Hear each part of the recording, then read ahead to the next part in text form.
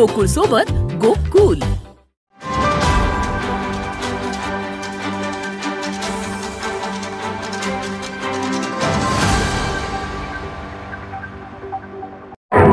शैक्षणिक असेल या क्षेत्रामध्ये जो महाराजांनी पुढे गेलेला आहे त्यामध्ये ज्यांचं योगदान आहे त्या सर्वांचा गौरव करावा म्हणून ही रथ कलश यात्रा आपल्या प्रदेशाध्यक्ष सुनील तटकरे साहेब, राष्ट्रीय अध्यक्ष अजितदादा पवार आणि सरचिटणीस प्रफुल्लभाई पटेल यांच्या संकल्पनेतून आपला कार्यक्रम आमच्या पक्षाने आणलेला.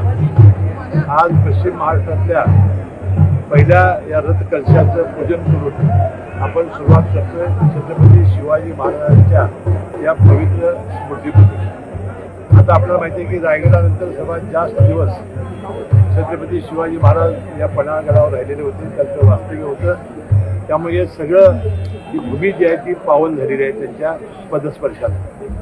छत्रपती शिवाजी महाराज एक असे एक राजे होऊन गेले की इतकी वर्ष होऊन सुद्धा आपण छत्रपती शिवाजी महाराजांचं नाव आदरानं का घेतो की एखाद्या रयतेचं राज्य, शेतकरी राज्य कसं चालवावं. हिंदवी स्वराज्याची स्थापना करताना सर्व मावळ्यांना, सर्व जाती धर्माच्या 12 पवित्र लोकांना एकत्र घेऊन त्यांनी जे राज्य केलं ते एक आदर्श राज्य होतं.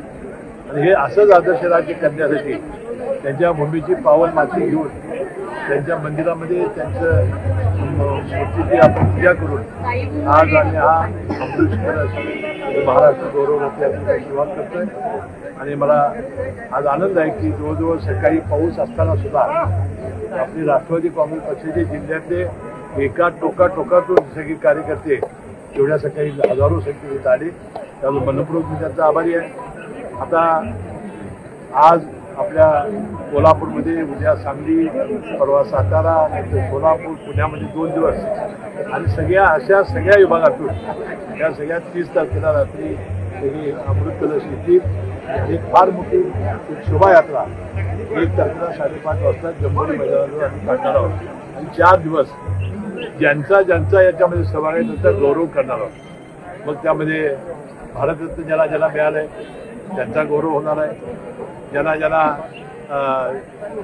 साहित्याचा पुरस्कार मिळाला आहे त्यांचा गौरव होणार आहे. जे मुख्यमंत्री झालेले आत्तापर्यंत जे हयात आहेत ते त्यांचाही आपण गौरव करणार आहोत. क्रीडा, सांस्कृतिक सगळ्यांचं करून एक 4 दिवस भरगच्छ कार्यक्रम महाराष्ट्राचा गौरव करणारे आम्ही कार्यक्रम करणार आहोत.